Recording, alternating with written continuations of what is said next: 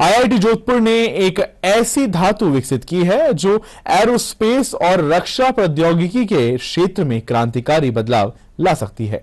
इस नई टाइटेनियम एल्यूमिनाइट मिश्र धातु को अल्ट्रा लाइट और अल्ट्रा स्ट्रॉन्ग सुपर मेटल के रूप में वर्णित किया जा रहा है। आईआईटी जोधपुर के एसोसिएट प्रोफेसर सौरभ नेने और उनके शोधार्थियों की टीम ने यह उपलब्धि हासिल की है। जो बोरान बहुत कॉस्टली है और टॉक्सिक भी है, और उससे ये देखा गया है कि इस तरह के एलॉय ब्रिटल बन जाते थे। तो हमने जब ये एलॉय बनाया तो उसमें से बोरान को पूरी तरह से हटा दिया है। उसका एडवांटेज ये है कि इसकी कॉस्ट कम हो गई है।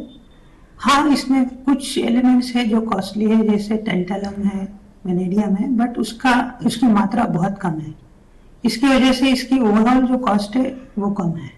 हमने जिस ऑब्जेक्टिव से इसको डिजाइन किया है, हमारा ये मकसद है कि इसको टरबाइन इंजन के बहुत सारे कंपोनेंट्स में यूज किया जाए। उसका एडवांटेज ये है कि टरबाइन इंजन बहुत हल्का हो जाएगा, और हल्का होने से उसकी फ्यूल एफिशिएंसी बढ़ेगी और कम फ्यूल में वो ज्यादा काम कर पाएगा, ज्यादा देर तक काम कर पाएगा। तो हमारा प्रयास यही है कि जैसे ही हम इसका आगे का टेस्टिंग करें तो ज्यादा से ज्यादा टरबाइन इंजन के कंपोनेंट्स बनाने की हमारी आशा है कि ये इसमें यूज होगा। फैब्रिकेशन से लेके प्रोसेसिंग तक मैं इस काम में इन्वॉल्व था, और जहाँ तक इस काम में गेम चेंजर की बात कर सकते हैं तो अभी हमने ये मटेरियल सिर्फ लैब स्केल पे टेस्ट किया है, बट हम इसको फैब्रिकेट हायर क्वांटिटीज़ पे भी कर रहे हैं, और अगर उसकी प्रॉपर्टीज़ सिमिलर आती हैं जो लैब स्केल पे हमने टेस्ट किया है तो आई थिंक ये गेम चेंजर हो सकता है for India to in aerospace and defense application के लिए। Technicality in making a new alloy has to be a bit different as compared to the existing alloys.